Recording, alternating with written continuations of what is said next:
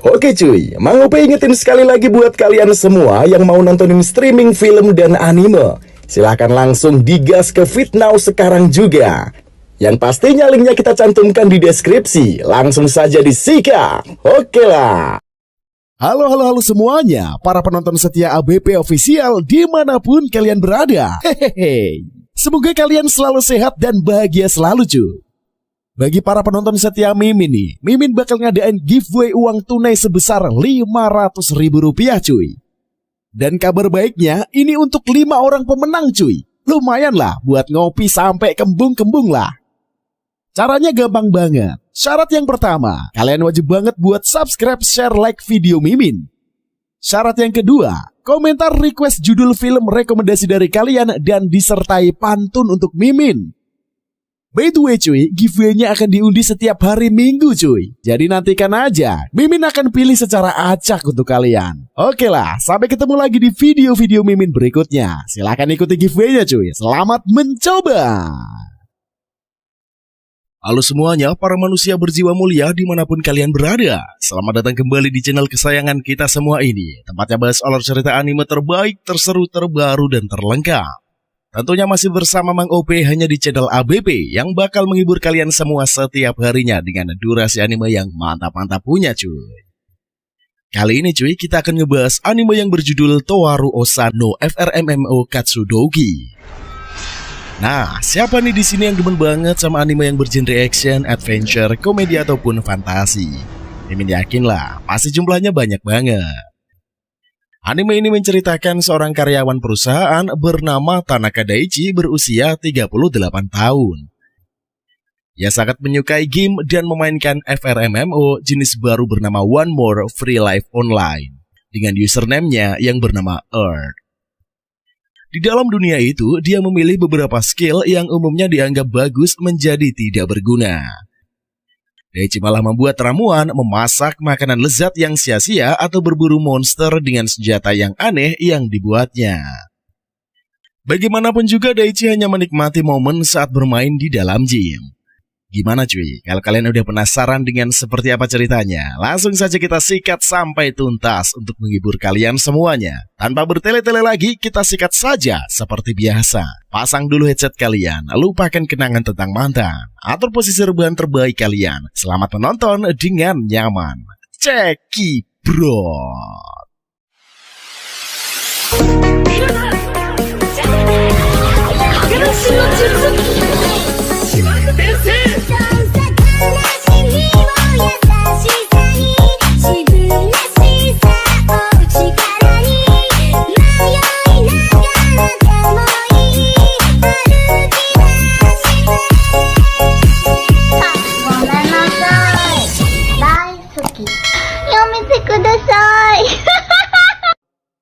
Scene awal diperlihatkan seorang kesatria hebat yang sedang melawan para monster. Lantas kesatria itu terus membantai dan menghabisi monster. Sebab dirinya terlalu kuat sehingga mampu menguasai setiap pertarungan. Bahkan si kesatria hebat itu menginginkan lawan yang lebih banyak lagi. Sementara itu terlihat seorang pria kusir kuda yang lagi asik menyetir. Hanya saja pergerakannya diganggu oleh para goblin. Sehingga Pak Tua ketakutan dan dia bergegas kabur dari lokasi. Dikarenakan ketakutan, Pak Tua semakin sulit untuk bergerak cepat. Hanya saja para goblin dan monster terus berdatangan. Tidak lama kemudian muncullah para prajurit yang menyelamatkan si Babak Tua. Akan tetapi mereka memang sudah punya tujuan lain untuk membasmi para goblin. Akhirnya para prajurit hebat itu berhasil membantai musuh. Sedangkan di depan gerbang Fate lagi bekerja, dia menjaga gerbang untuk mencari sesuap nasi. Sebab keluarga Flerik yaitu kesatria suci mempekerjakan Fate melakukan tugas mereka. Hanya saja sejak tadi Fate tidak diberikan jatah makanan. Bahkan Fate dibiarkan terus bekerja tanpa beristirahat sama sekali. Nampaknya Fate kelelahan, dia juga sangat kelaparan. Hal tersebutlah yang membuat Fate bersedih karena nasib buruknya. Namun Fate tidak berkecil hati sebab dia masih bersyukur dipekerjakan oleh para kesatria. Di sisi lain, keluarga Flerik sedang menyiksa seorang pria. Apalagi pria itu ketahuan mengejek keluarga Flerik dengan sebutan kejam. Sehingga keluarga Flerik menghajar si pria di depan umum. Hanya saja satu orang tidak ada yang mampu menegur keburukan dari para kesatria. Sehingga mereka cuma menyaksikan kekejaman tersebut. Dikarenakan sudah merasa bosan, keluarga Flerik segera pergi. Lantas para warga dibuat ketakutan. Mereka berharap tidak bertemu keluarga Flerik di jalan. Bahkan salah satu warga merasa kesal mengapa Nona Hart Roxy berada di lingkungan keluarga Flerik. Akan tetapi, Roxy berbeda, dia menjadi seorang kesatria yang tangguh. Meskipun tangguh, Roxy tidak pernah bersikap sombong kepada siapapun. Sehingga para warga kagum terhadap perilaku dari Nona Roxy. Hanya saja Nona Roxy pasti kewalahan satu grup dengan keluarga Flerik karena dia juga merupakan seorang kesatria suci. Di sisi lain, Fate sudah tidak tahan lagi menahan rasa kelaparannya. Bahkan Fate berharap tubuhnya dikuatkan agar bisa menjaga gerbang. Di kesempatan itulah Fate bergumam dia akan tetap kuat karena sebentar lagi waktu pulang telah tiba. Tidak lama kemudian, Flerik Revel dan kawan-kawan muncul, mereka menghampiri Fate. Lantas Fate senang karena tugasnya sudah usai. Akan tetapi, keluarga Flerik malah bersikap buruk. Bahkan secara tidak sopan, keluarga Flerik melemparkan uang hasil kerja Fate. Sontak saja Fate terkejut dengan perilaku tercela mereka. Hanya saja Fate sudah biasa, dia bergegas mengambil uangnya. Akan tetapi, lagi-lagi anggota keluarga Flerik berulah. Langsung saja Hado beraksi memijak tangan Fate yang sedang memungut uang. Kemudian mereka merasa jijik dengan suara perut lapar dari Fate. Hal tersebut membuat para kesatria marah sikap Fate ini seperti tidak dikasih makan. Padahal kenyataannya memang Fate tidak mendapatkan hak sebagai seorang pekerja. Lalu Hado masih terus menyiksa Fate yang sudah kesakitan. Tidak lama kemudian, sang penyelamat bagi Fate yaitu kesatria suci yang baik dan anggun. Nampak Nona Roxy datang memberikan pembelaan kepada Fate. Sebab perilaku keluarga Flerik sudah tidak terkontrol lagi, oleh karena itu Roxy menegur sikap buruk Revel dan kawan-kawan. Lantas Roxy menjelaskan bahwa seorang kesatria suci ini tidak boleh menindas orang yang lemah. Hanya saja prinsip itu tidak berlaku bagi keluarga mereka yang kejam. Sehingga tidak satupun nasihat Roxy yang masuk ke telinga mereka. Langsung saja keluarga Flerik pergi meninggalkan Fate dan Roxy. Setelah Revel dan kawan-kawan pergi, Roxy langsung memperhatikan keadaan Fate. Sebab Roxy tidak tega melihat Fate yang terluka terus-menerus akibat ulah keluarga Flerik.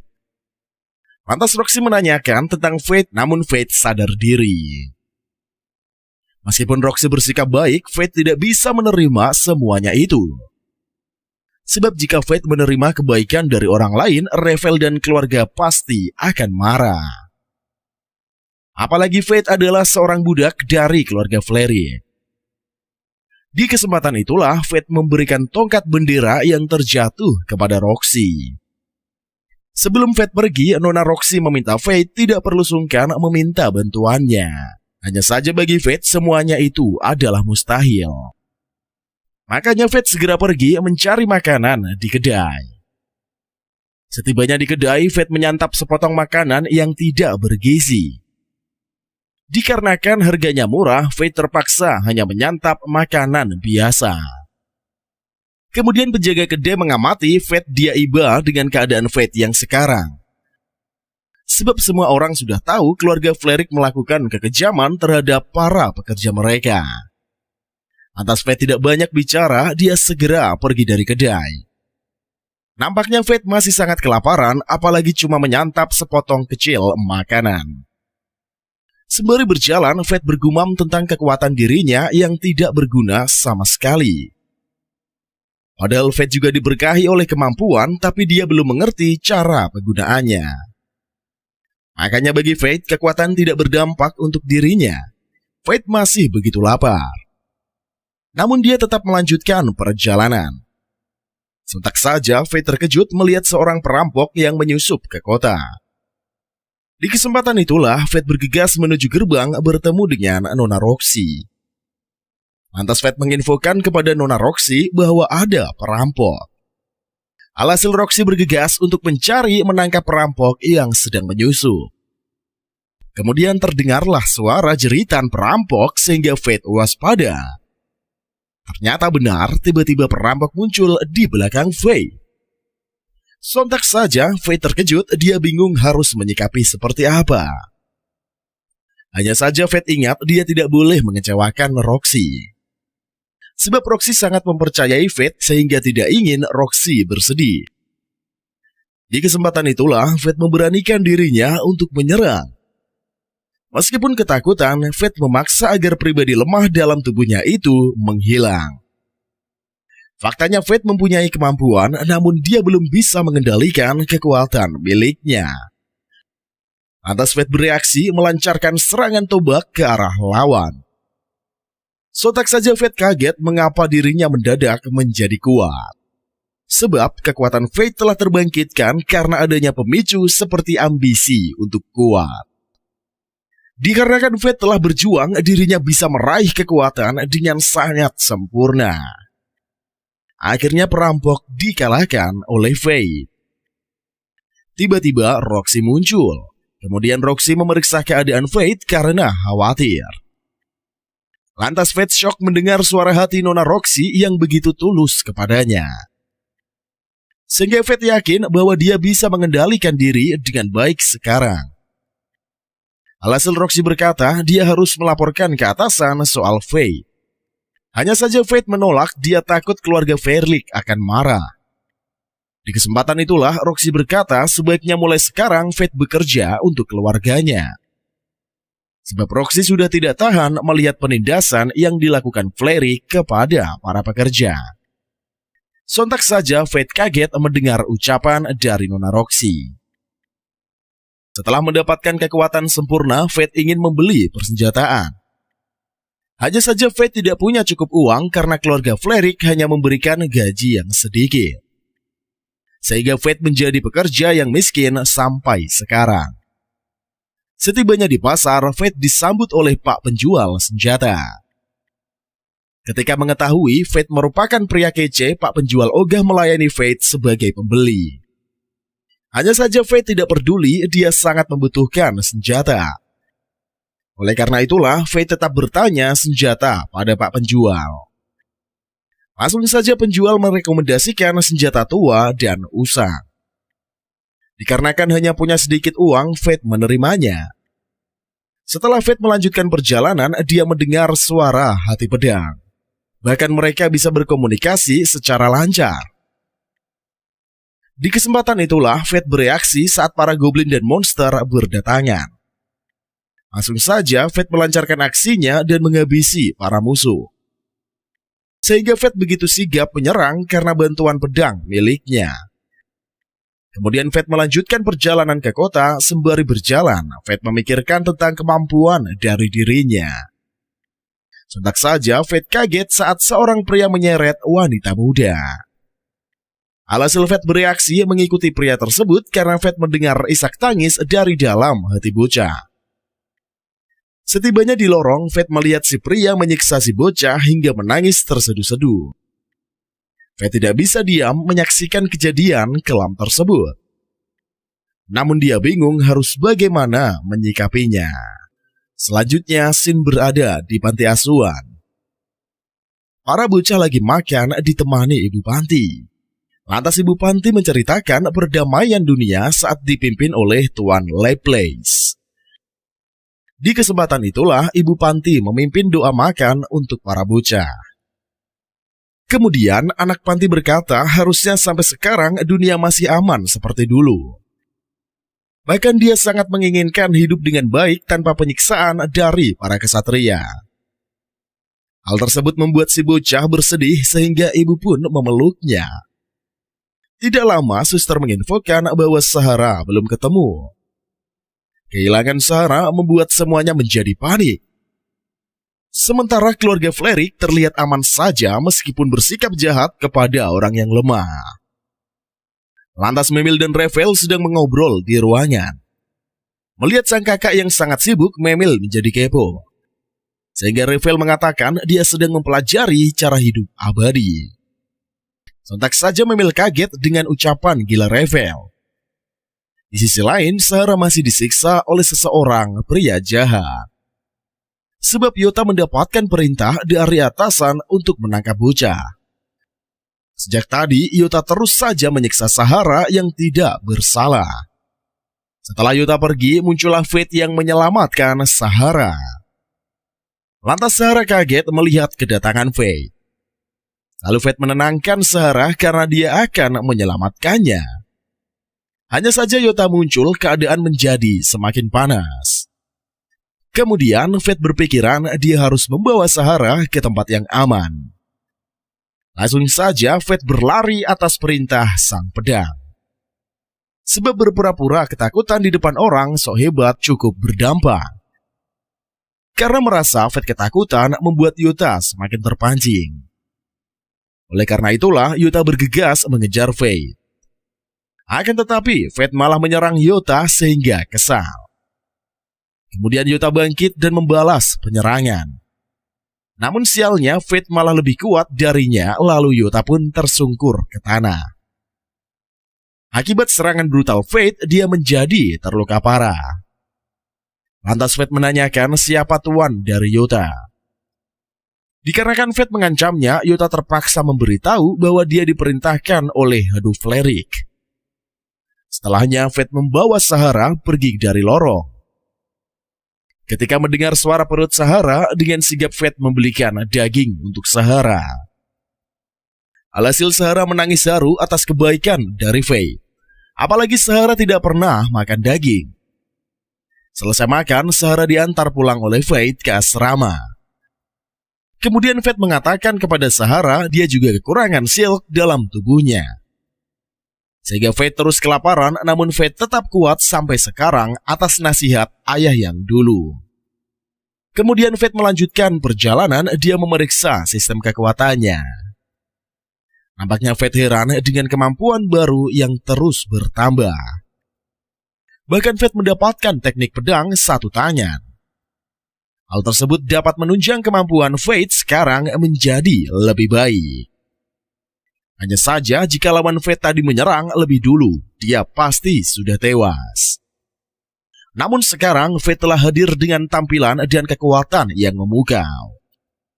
Lantas Grid alias pedang milik Fate bertanya soal baju kerja Fate besok. Sontak saja Fate terkejut dengan ucapan dari Grid. Langsung saja Fate terburu-buru membeli pakaian baru untuk bekerja pada keluarga Hart. Di sisi lain, seorang pria mengobrol bersama pemilik kedai. Lantas pria itu menginfokan tentang kematian ayahnya Roxy karena terbunuh di medan pertempuran melawan sang naga. Faktanya naga legendaris yang terkurung tiba-tiba keluar sehingga para pasukan kiriman habis dibantai. Hanya saja semua orang pasti khawatir dengan Roxy, dia harus memimpin kesatria suci. Apalagi keluarga Flerik sulit untuk diatur sehingga membuat Roxy kesulitan. Kemudian keduanya heran mengapa Fate belum datang, padahal biasanya sehabis belanja Fate berkunjung. Esoknya Fate telah tiba di kediaman rumah keluarga Hart. Nampak Roxy menyambut kedatangan dari Fate. Sontak saja Fate kaget melihat kecantikan Nona Roxy membuat dia melongo. Sedangkan Roxy juga merasa Fate lebih tampan dengan tampilan baru. Langsung saja Nona Roxy mengajak Fate masuk ke halaman rumah. Kemudian Roxy mengajak Fate ke makam sang ayah di wilayah taman. Di kesempatan itulah Roxy menceritakan tentang sang ayah yang telah tewas pada 5 hari lalu. Hal tersebut membuat Fate iba, namun Fate yakin bisa meramaikan keluarga Hart. Apalagi Roxy menganggap semua pekerja di rumahnya sebagai keluarga besarnya. Mendengar ucapan Roxy, hati Fate tersentuh. Lantas Fate pun dipertemukan dengan haru oleh pelayan di rumah Roxy. Langsung saja Fate memulai pekerjaan, dia sangat nyaman berada di lingkungan keluarga Hart. Bahkan Fate telah 5 hari bekerja di rumah Roxy. Ketika diberi makan daging, Fate begitu bersemangat. Lantas Fate berada di kebun, lalu kedua bapak pekerja ikutan nimbrung. Faktanya mereka heran melihat tingkah Fate yang aneh. Namun semuanya berharap Fate dapat bekerja dengan baik. Kemudian Haru pun muncul mengajak Fate bertemu dengan Nona Roxy. Langsung saja Fate bergegas menemui Roxy dan menemaninya mengobrol. Hanya saja Fate heran mendengar Roxy yang menyebutkan Fai alias nama panggilan Fate yang diberikan sang ayah. Tiba-tiba Fate merasakan pusing dan dia pingsan secara mendadak. Malamnya Fate tersadar di kamar yang bagus. Ternyata keluarga Hart memperlakukan pelayannya dengan sangat baik. Lantas Fate bertanya kepada Grit tentang kondisi sebenarnya. Apalagi Fate merasa terus kelaparan meskipun sudah makan. Langsung saja Grit menjelaskan jiwa Fate telah dirasuki oleh kekuatan yang haus akan nyawa. Oleh karena itulah Fate harus memberi makan kekuatannya dengan cara membunuh para goblin. Serta Fate diharuskan mengendalikan kekuatannya agar tidak membahayakan orang. Lantas Fate pergi mencari objek untuk dilenyapkan supaya hasrat darah dalam tubuh Fate terpenuhi.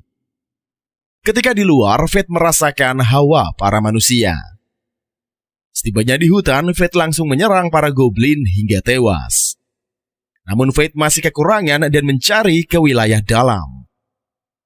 Ketika selesai menghabisi banyak goblin, Fate kembali ke semula. Bahkan mata merah yang muncul tadi sudah menghilang. Lantas Grit menginfokan bahwa Fate harus mengupgrade kekuatannya. Akan tetapi, Fate harus menyalurkan seluruhnya kepada Grit. Sebab Grit juga memerlukan peningkatan sehingga Grit dapat membantu Fate bertarung. Dikarenakan telah nyaman bersama Grit, si Fate menyetujuinya. Alhasil Grit menyedot semua kekuatan Fate dalam jumlah yang sangat besar. Akhirnya Grit terupdate menjadi jauh lebih baik. Bahkan Grit dapat menjadi panas sakti yang selalu memberikan Fate kekuatan. Hanya saja Grit merasakan mereka sedang diawasi. Ternyata Goblin melihat Grit dan Fate dan langsung saja Fate beraksi menggunakan panahnya menghabisi Goblin. Selanjutnya, Fate melihat wanita asing yang berada di rumah Roxy. Hal tersebut membuat Fate penasaran dengan si Nona. Ternyata ketika berbalik arah, Fate baru sadar kalau si Nona ini adalah Roxy. Sebab Fate keheranan mengapa Roxy menggunakan baju seperti rakyat biasa. Lantas Roxy meminta Fate merahasiakannya karena Roxy akan segera pergi. Langsung saja Roxy membisikkan kepada Fate bahwa Roxy akan melakukan inspeksi mendadak. Alhasil Fate pun mengiyakan ucapan sang Nona. Namun ternyata Roxy malah mengajak Fate mengawalnya berkeliling. Hanya saja Haru tidak boleh sampai tahu kalau Roxy memakai baju biasa. Sebab Haru sangat memperhatikan penampilan dari Roxy. Akan tetapi Roxy punya tujuan, makanya menggunakan pakaian rakyat biasa. Lalu Fate dan Roxy pun melanjutkan perjalanan melakukan penyelidikan. Kemudian Fate malah memanggil nama Roxy di jalan membuat Roxy mengkesal. Sehingga Roxy meminta Fate untuk merahasiakannya. Oleh karena itulah Roxy memberikan nama samaran untuk dirinya. Setelahnya Grit mengoceh dia sangat senang Fate pergi dengan Roxy. Dikarenakan Grit begitu ribut, Fate memintanya untuk diam. Sehingga Roxy kaget mengapa Fate menyuruh berhenti berbicara. Sontak saja Fate kaget, dia malah membuat Roxy bersedih. Melihat pedang Fate yang berbeda, Roxy penasaran. Di kesempatan itulah Roxy memegang Grit untuk mengamatinya. Lantas Roxy berkata, Grit harus dipertajam lagi pada pengrajin keluarga Hart. Sementara Grit malah salah tingkah dipegang oleh wanita cantik dan wangi. Mendengar suara hati Grit yang mesum membuat Fate mengkesal. Lalu Roxy mengajak Fate untuk segera pergi ke pasar. Ternyata ada seorang kesatria suci yang lewat di pasar. Sehingga semua warga risau pasti mereka membuat kekacauan lagi. Ternyata benar si ksatria malah merundung Fate dan ingin mengejarnya. Oleh karena itulah Roxy menghentikan aksi ksatria. Melihat wajah Roxy, si ksatria merasa tidak asing. Oleh karena itulah dirinya mengira wanita yang bersama Fate adalah Roxy. Hanya saja Roxy tidak ingin penyamarannya diketahui. Sehingga Grit menyarankan agar menjadi kekasih pura-pura dari Roxy. Kemudian Roxy mendengar kalau Fate bergumam menyebutkan kekasih. Langsung saja Roxy dan Fate berdialog layaknya pasangan yang serasi. Supaya si ksatria ini dan para warga tidak mengetahui identitas dari Roxy. Kemudian Roxy meminta maaf kepada ksatria lalu kemudian pergi. Sementara para warga menjadi yakin kalau wanita tadi mustahil seorang Roxy. Kemudian Fate dan Roxy melanjutkan perjalanan. Ketika di jalan, Fate dan Roxy mendengar obrolan orang. Setelah mengetahui gosip kejadian di kota, Roxy menjadi kepo. Sehingga Roxy bertanya kepada duo pria tersebut. Hanya saja mereka tidak mau menjawab soal monster pengacau kepada Roxy. Sehingga Roxy merasakan penasaran yang berlebihan. Makanya Roxy meminta Fate mengajaknya ke tempat pencarian informasi. Sehingga Fate shock ternyata dia telah mengacaukan dan menghabisi para goblin yang terlalu banyak. Apalagi kejadian seperti itu tidak pernah terjadi, makanya semuanya menjadi viral. Lantas Fate bergumam dia merupakan monster yang dituduh menghancurkan kota. Akan tetapi Fate tidak ingin menceritakannya kepada Roxy. Kemudian Fate membawa Roxy ke kedai paman langganannya. Tidak lama kemudian mereka sampai di kedai, si paman menyambut kedatangan Fate. Sontak saja paman kaget melihat Fate yang hidup kembali. Sebab semua orang mengira Fate sudah mati dibunuh keluarga Fleric. Namun ternyata Fate kembali bersama wanita cantik dan dengan tampilan yang lebih tampan. Sehingga Fate dan Roxy dipersilahkan duduk, mereka mulai memesan makanan. Alhasil Fate memperkenalkan Roxy kepada paman kedai. Dikarenakan merasa canggung, dia dikatai sebagai pacar Fate dan membuat Roxy auto gugup. Sehingga Roxy memecahkan gelas, lalu paman mengatakan hawa spiritual Roxy ini begitu kuat. Hanya saja Fate yang memecahkan paman malah mengira hanya kebetulan karena gelas sudah labu. Padahal Fate sudah bangga kalau dia diakui kuat oleh paman. Tidak lama, besti paman yang bernama Ed muncul menginfokan soal monster yang menyerang. Ternyata usut punya usut, monster yang mengacaukan, berciri khas kejam dan mematikan. Kemudian Fate dan kawan-kawan mulai membicarakan tentang monster. Di kesempatan itulah Ed berkata monster itu bernama Lynch. Dikarenakan semakin berbahaya, para ksatria akan mengambil tindakan. Sehingga monster dapat dimusnahkan dan tidak mengganggu para warga.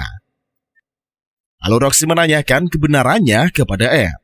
Langsung saja Ed mengatakan bahwa ceritanya sungguh benar karena dikisahkan langsung oleh para juri. Lantas Fate dan Grit saling berkomunikasi, mereka sudah terancam. Lalu Grit mengatakan dengan kekuatan atribut Fate yang telah terkuras, mustahil Fate bisa melawan. Sehingga Fate harus lebih waspada lagi dan selalu bertindak hati-hati. Sembari minum, Pak Ed bertanya mengapa Nona sangat penasaran dengan masalah monster. Nampaknya Roxy kebingungan harus memilah jawaban untuk dilontarkan kepada Pak Ed.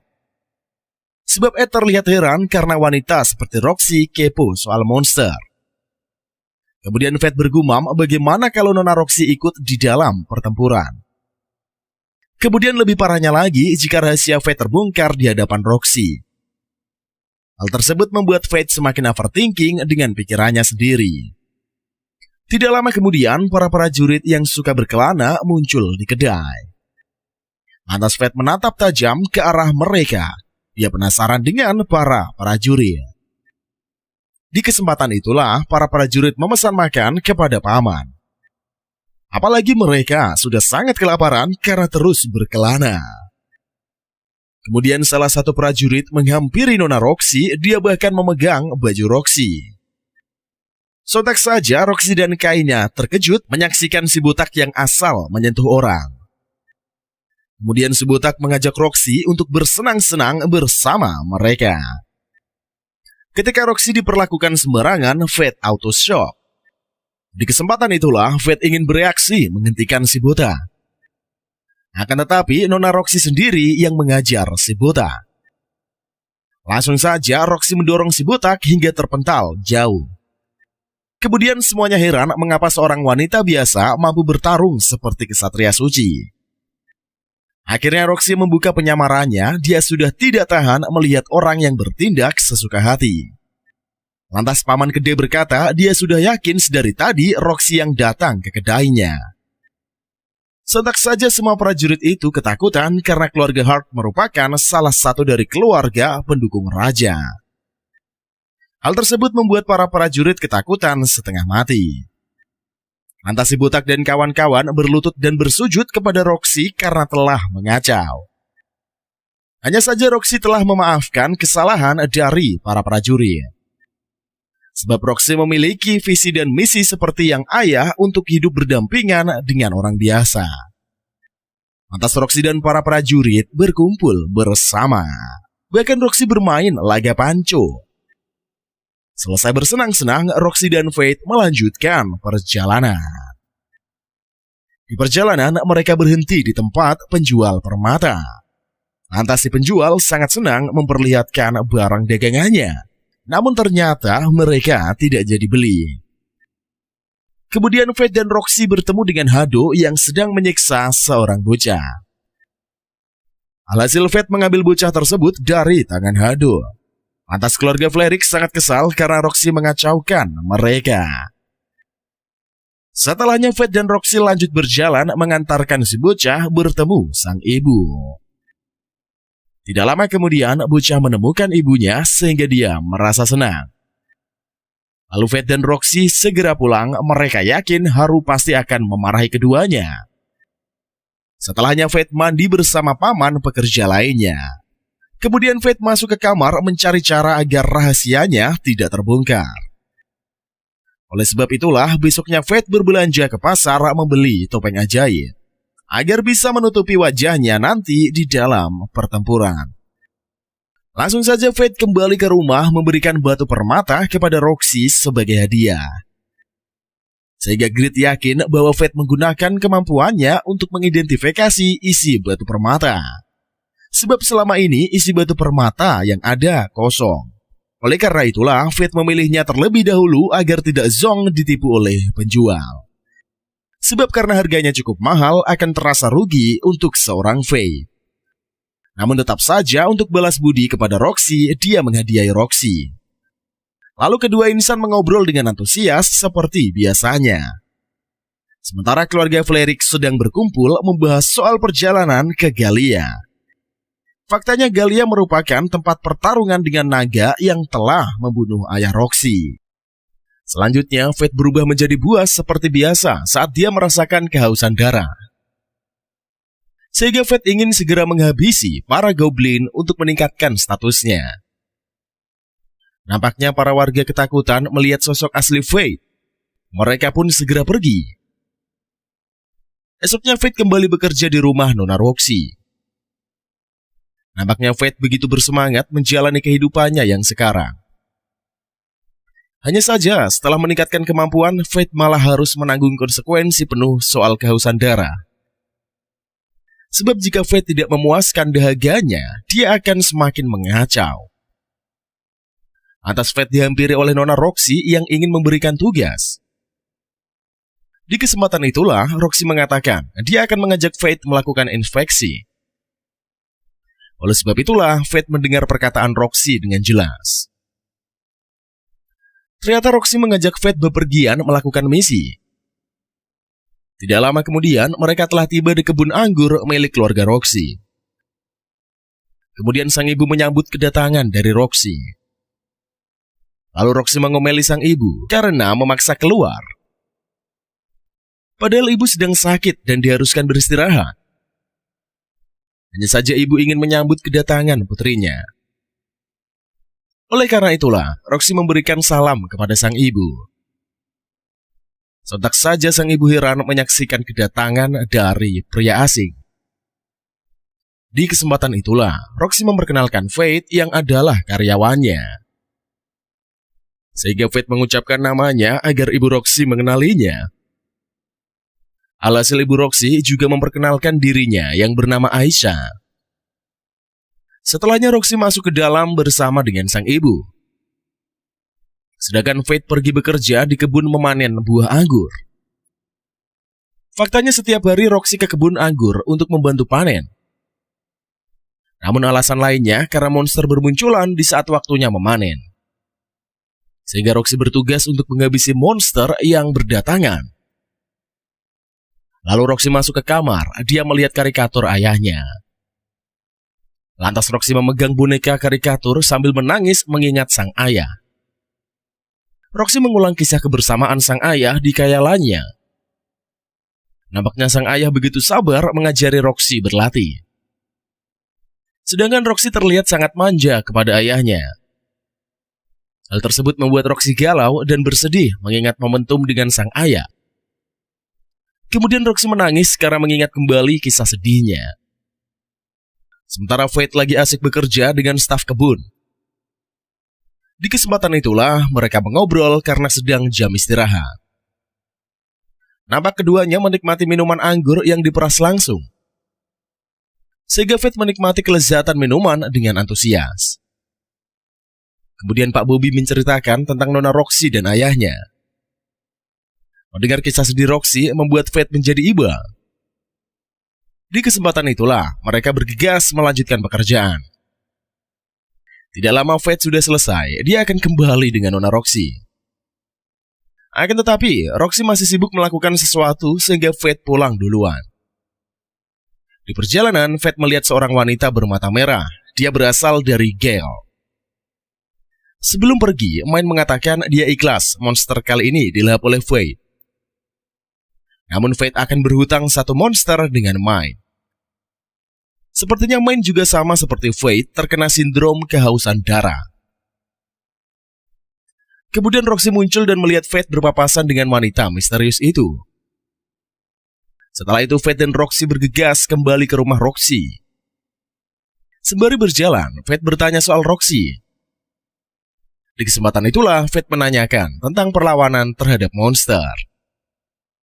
Hal tersebut membuat Faith heran mengapa Roxy melakukannya sendiri. Oleh sebab itulah Roxy menjawab dirinya telah berlatih melakukan hal yang berbahaya seperti membunuh monster Golbat. Di kesempatan itulah, Roxy membanggakan dirinya sendiri sehingga keranjang anggur pun terjatuh. Langsung saja keduanya memungut anggur yang telah berjatuhan. Keesokannya Faith dan kawan-kawan terkejut melihat keadaan kebun yang hancur lebur di babat para Golbat. Alhasil Faith shock menyaksikan bos monster Golbat yang keluar. Di kesempatan itulah, Faith terkejut mengapa dirinya terguncang saat melihat bos monster. Lantas, Grit menjelaskan bahwa keadaan yang dialami Faith hanyalah hal biasa. Sebab reaksi itu terjadi karena Faith baru sekali mengamati monster yang berkekuatan tinggi. Padahal sebelumnya, musuh Faith sangat kuat, tapi kali ini mereka kedatangan bos Golbat yang jauh lebih hebat. Lantas Roxy mengumpulkan para karyawan. Dia berkata akan segera menyelesaikan permasalahan sehingga para pekerja menjadi tenang mendengar ucapan Nona Roxy pastinya. Namun tentunya Roxy harus mempunyai persiapan yang cukup besar demi mengalahkan Golbat. Hanya saja mereka yakin harus bisa melalui masa sulit melawan Golbat. Langsung saja Roxy dan Faith pun bergegas untuk pergi. Mereka masih terus mengobrol. Sembari berjalan, Faith bergumam dia tidak akan pernah membiarkan Nona Roxy terluka. Malamnya Faith melancarkan aksinya. Dia menuju lokasi Golbat berada. Nampaknya para Golbat menantang Faith, mereka sangat marah melihat manusia yang beraksi. Lantas Faith menggunakan kekuatan menyeramkan miliknya. Bahkan Faith hanya bisa melawan monster menggunakan kekuatan berbahaya itu. Namun tetap saja Faith tidak bisa berbohong. dia begitu menikmati proses penyerangan melawan monster. Akibat penyerangan Golbat, kehausan darah Fate terbayarkan. Oleh sebab itulah, Fate begitu bersemangat melakukan aksinya. Lantas Fate meluncurkan serangan ke arah para Golbat. Akan tetapi, para Golbat tetap saja tidak ingin dikalahkan oleh Fate. Sehingga mereka membalas segala serangan dari Fate. Kemudian Fate kewalahan, tapi dia harus kuat demi menyelamatkan desa. Sontak saja Groot kaget melihat Fate yang pingsan. Dia terus membangunkan Fate. Hanya saja kenyataan Fate cuma membual demi mengelabui Golbat. Langsung saja Fate menyerang secara bertubi-tubi hingga Golbat KO.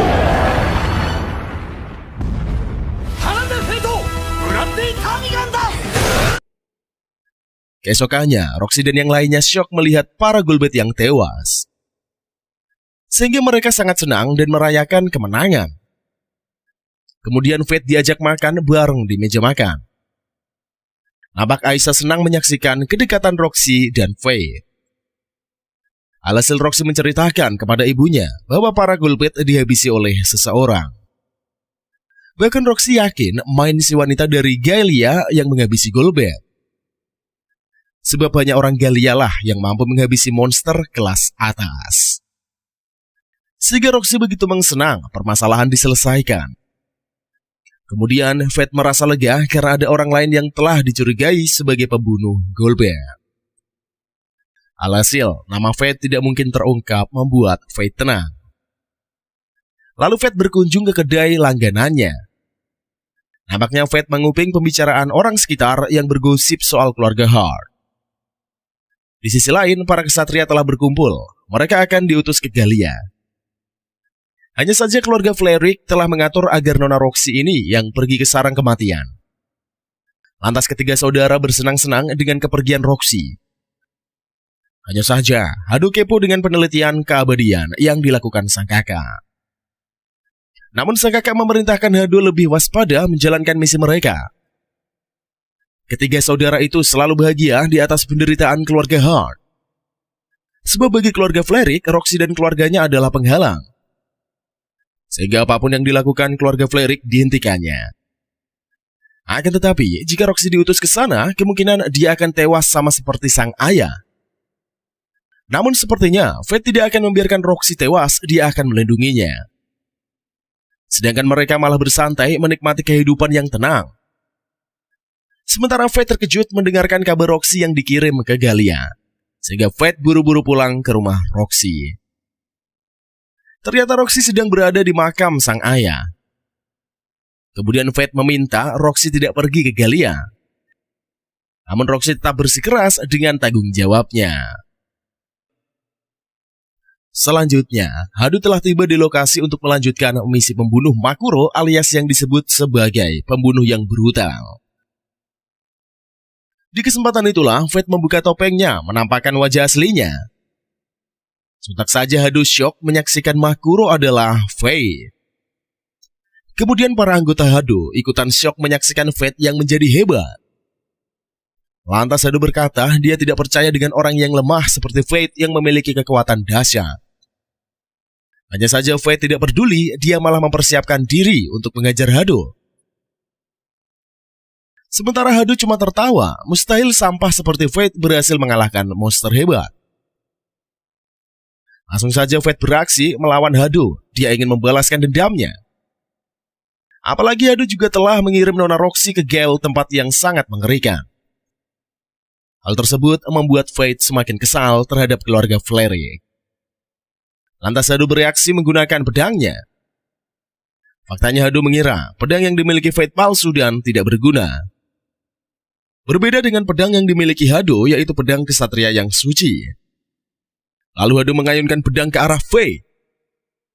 Hanya saja pedang Fate malah menghancurkan pedang suci Hado. Sontak saja Hado terkejut melihat kondisi pedang dari miliknya. Setelahnya Fate menyerang Hado dengan sangat brutal. Kemudian Hado meminta ampunan kepada Fate karena telah bersikap sombong. Di kesempatan itulah Fate terus menyerang. Dia begitu dendam mengingat masa kelam saat dihajar jadi habis-habisan. Bahkan dulu keluarga Flerix selalu menghardik Fate bagaikan hewan.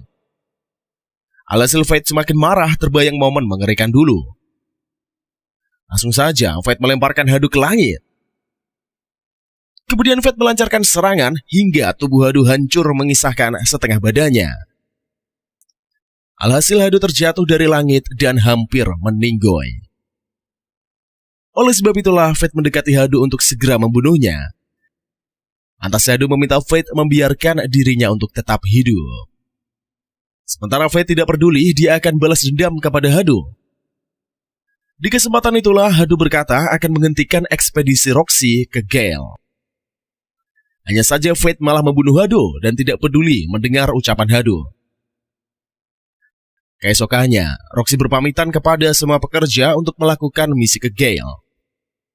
Sehingga Fate ikut sedih, namun Nona Roxy berjanji akan kembali bertemu dengan Fate sehingga Fate dan para pekerja lain bersedih atas kepergian Nona Roxy. Akan tetapi, Haru menitipkan pesan dari Nona Roxy kepada Fate sehingga Hado semakin terharu. Lantas Fate berpamitan juga, dia beralasan ingin pergi berkelana menjadi seorang petualang.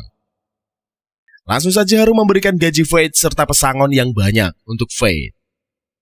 Sontak saja Fate terkejut mengapa uang yang diberikan begitu banyak. Namun Fate senang dia bisa pergi dengan tenang bahkan mendapatkan uang yang banyak.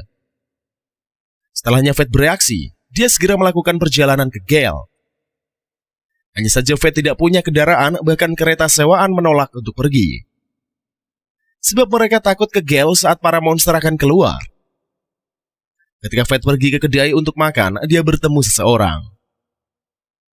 Nampak Seto teman kecil Fate disiksa oleh para pria gagah. Langsung saja Fate melancarkan aksinya, dia menyerang para musuh dengan brutal. Sontak saja semua orang terkejut melihat kehebatan dari Fate. Kemudian Fate menyingkirkan para berandalan yang telah menyiksa orang sembarangan. Sebab Fate begitu membenci orang yang seenaknya menyiksa dan menghardik orang lain. Oleh sebab itulah Fate mengajar Bandit habis-habisan. Langsung saja Fate menyelamatkan Seto dan mereka segera pergi. Sehingga Fate ikut ke desa tempat tinggalnya dahulu. Faktanya Seto dan keluarganya ini sangat jahat kepada Fate. Apalagi saat ayah Fate meninggal, semua warga desa membenci Fate. Dikarenakan mereka tidak ingin mengurus anak malang yang sebatang kara. Kembali ke masa sekarang, Fate telah tiba di desa. Ketika sampai, Seto malah dimarahi karena membawa Fate ke desa. Hal tersebut membuat semua orang membenci Fate, mereka mengusir Fate untuk pergi. Kemudian Seto menceritakan bahwa Fate telah mengalahkan para kelompok kuat.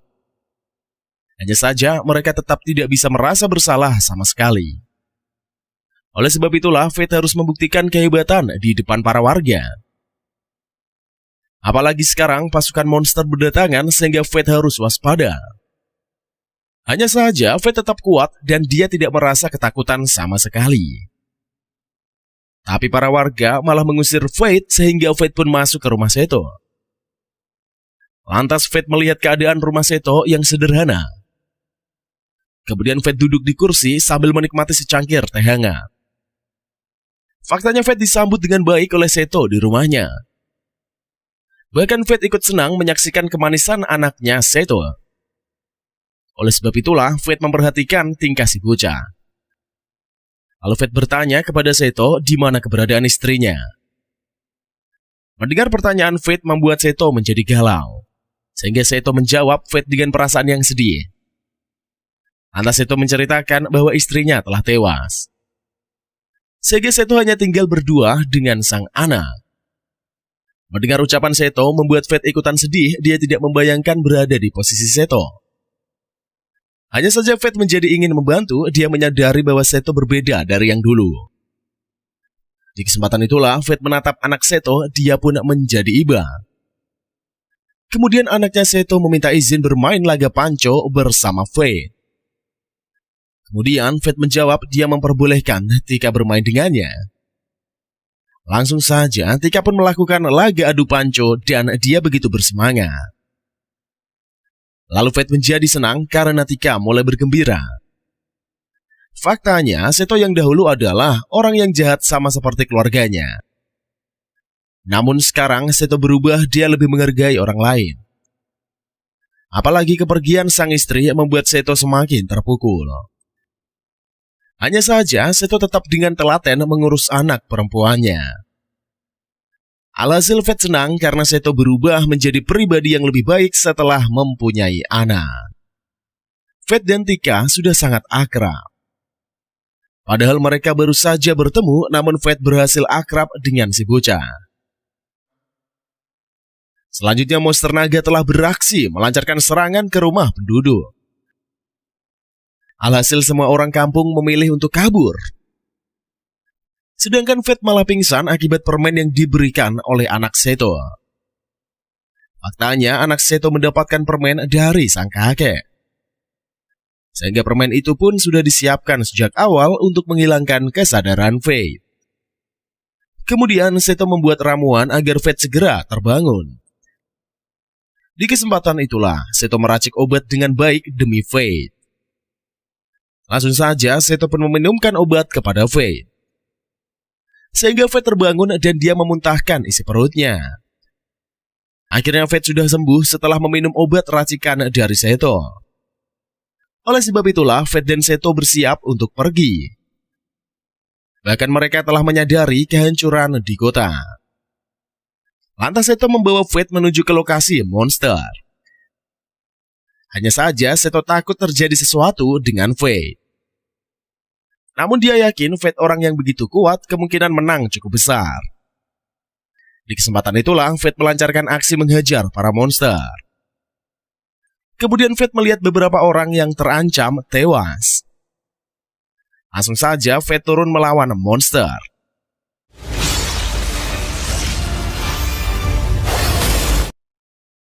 Lalu para warga ketakutan, Fate terluka karena tidak satupun orang bisa mengalahkan monster. Akan tetapi Fate membiarkan opini orang lain, dia segera menyerang hingga monster itu auto KO.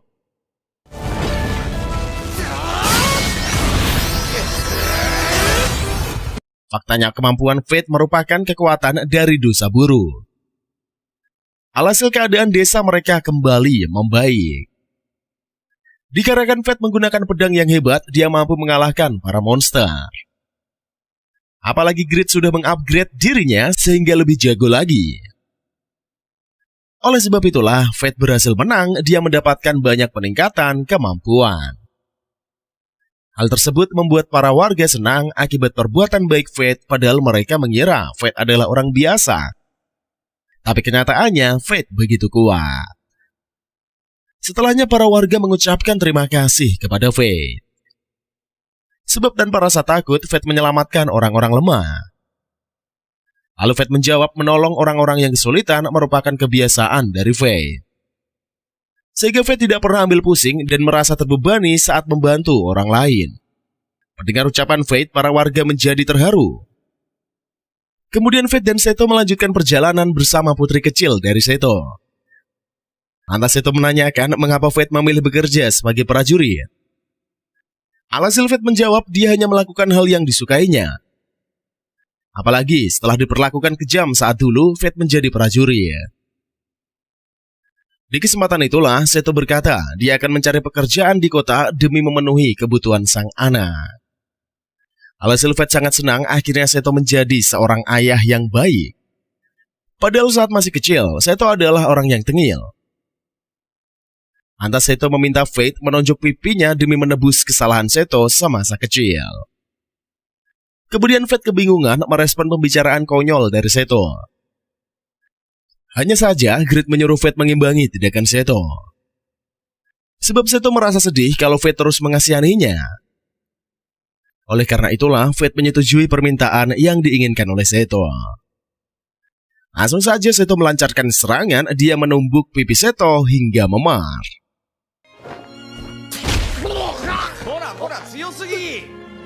Sontak saja Seto shock ternyata pukulan Fate begitu dahsyat. Setelah Fate berpamitan, dia akan melanjutkan perjalanan. Alhasil Fate dan Seto pun auto berpisah. Mereka yakin suatu saat akan bertemu kembali. Kemudian Fate menumpang ke kereta milik Bogo. Lantas Pak Bugu meminta Fate membantu menjaga dari para penjahat yang melintas. Sehingga Fate menerima tawaran, dia juga diberikan 3 koin emas. Walaupun sedikit, Fate merasa senang karena bisa menumpang. Kemudian Fate bersantai di kereta, tapi Pak Bugu menyuruh Fate berjaga. Tidak lama kemudian mereka kedatangan para penjahat yang menyerang. Di kesempatan itulah Fate beraksi, tapi Pak Bugu malah ketakutan. Lantas Pak Bugu memeluk Fate, dia memohon pertolongan. Hanya saja tiba-tiba para penjahat berterbangan akibat ulah dari Main. Lalu Main muncul dengan senjata dosa miliknya. Sama seperti Fate, dia juga mempunyai kekuatan glutoni alias dosa berat. Bahkan Main mengenal Gruit, mereka merupakan teman yang lama. Alhasil Main ikut serta menaiki kereta mereka pergi menuju ke kota. Tidak lama kemudian keduanya sampai, Bugu memberikan 3 keping emasnya. Namun Main malah mengambilnya. Langsung saja Fate menggidung Main yang kewalahan. Kemudian Fate dan Main pergi ke penginapan. Ketika sampai, Main langsung diletakkan ke kasur. Sementara Fate mengobrol dengan Gruit dan Gruit menceritakan tentang Main beserta senjata Main. Bahkan Gruit dan persenjataan dosa terkutuk lainnya juga saling mengenal. Kemudian Fate pergi meninggalkan kamar, dia masih punya urusan. Langsung saja Fate memburu golem pasir.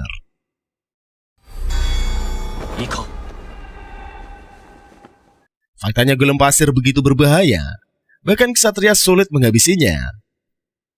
Mendengar harga yang dibayar sangat besar, Fate tertarik membunuh golem pasir. Kemudian Fate meluncur ke TKP membantai para golem pasir. Selesai bekerja, Fate bergegas pulang ke penginapan. Ketika Fate pulang, Main malah berdiri tanpa busana. Dia baru selesai mandi. Wah, dadidaw sekali cuy. Oke lah, kita lanjut. Sehingga Fate shock, dia memalingkan wajahnya. Sedangkan Main malah santuy saja, dia merasa Fate masih bocah. Lalu Main bersiap pergi memburu golem pasir, tapi Fate berkata dia sudah membumi hanguskan mereka. Sontak saja Main merasa kaget, dia mengejar Fate mengambil sumber rezekinya. Lalu Fate ketakutan, akhirnya dia berbagi hasil kepada Main. Mereka bergegas pergi menukar uang hasil dari memburu golem. Lantas Fate dan Main begitu senang mendapatkan banyak uang. Di sisi lain, Nona Roxy dan kedua rekannya beraksi. Faktanya Roxy mempunyai rekan baru yang dapat membantu pekerjaannya. Namun kedua rekan Roxy selalu tidak akur, membuat Roxy heran. Sementara Fate dan Main pergi menuju perbatasan kota untuk berkunjung. Hanya saja penjaga melarang Fate dan Main untuk masuk. Akan tetapi seorang kesatria suci muncul mengusir Fate dan Main. Sehingga Main kesal dan mengejar kesatria suci hingga kecampak. Alhasil keduanya kabur karena dikejar oleh prajurit. Ketika Pak Bugu muncul, keduanya pun nebeng di kereta Pak Bugu lagi. Sontak saja Pak Bugu kaget melihat tingkah konyol kedua bocah.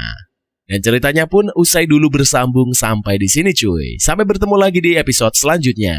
Pastinya kita akan melanjutkannya untuk kalian semua. Kalau memang episode terbarunya udah tayang cuy. Gimana cuy pendapat kalian tentang episode keempat sampai ke-6 ini cuy? Dari anime Bosoku no Besar.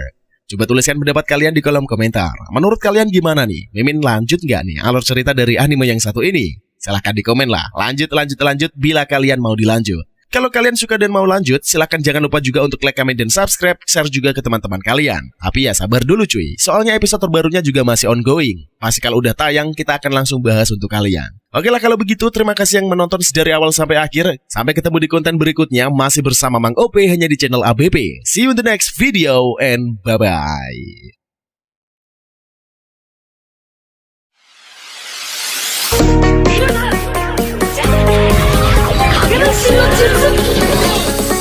This is